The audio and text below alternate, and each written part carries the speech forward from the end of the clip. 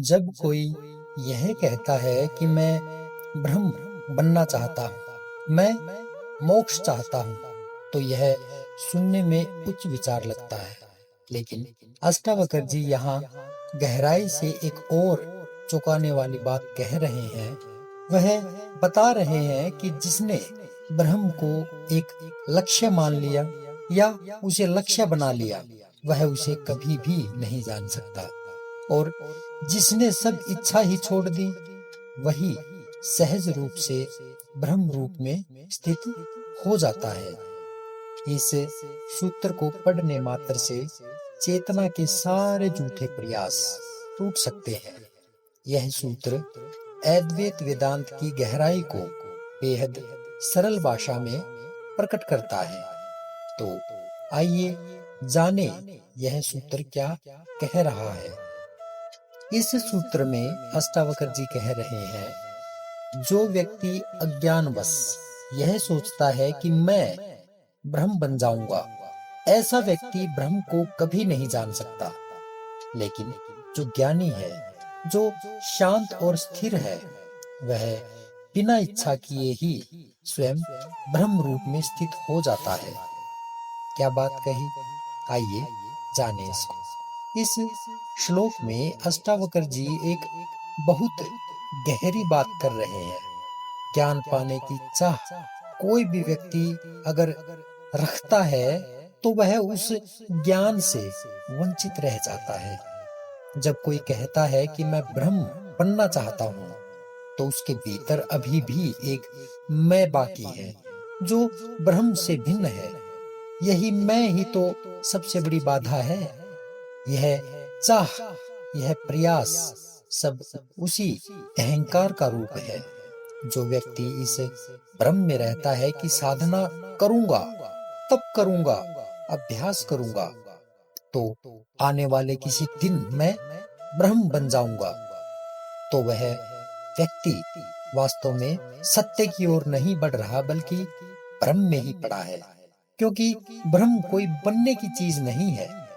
ब्रह्म वह है जो तुम अभी हो, इस क्षण हो, लेकिन तुम उसे पहचान नहीं पा रहे, क्योंकि तुम्हारी दृष्टि बाहर है, प्रयत्न में उलझी हुई है। दूसरी ओर जो ज्ञानी है, जिसे यहाँ धीर कहा गया है, वह कोई चाह नहीं रखता। वह न ब्रह्म बनने की इच्छा करता है, न कुछ करने का प्रयास करता है। उसकी बुद्धि शांत है, स्थिर है, और इसी कारण वह स्वभाव से ही ब्रह्म है। उसे कुछ पाना नहीं पड़ता, न बनना पड़ता है। यहाँ एक बहुत ही महत्वपूर्ण सत्य उजागर होता है। क्या उजागर होता है? कि ब्रह्म प्राप्ति कोई क्रिया नहीं है। क्या कहा? ब्रह्म प्राप्ति कोई क्रिया नहीं है। यह कोई उपलब्धि भी नहीं है जो साधना से मिलती हो, बल्कि यह तो पहचान है अपनी वास्तविकता की।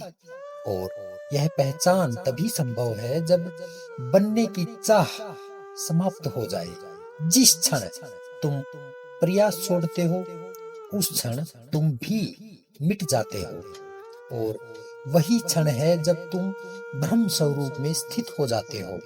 तुम देख पाते हो कि ब्रह्म कोई बाहर की सत्ता नहीं है जिसे पाना है, बल्कि वही तुम ही हो।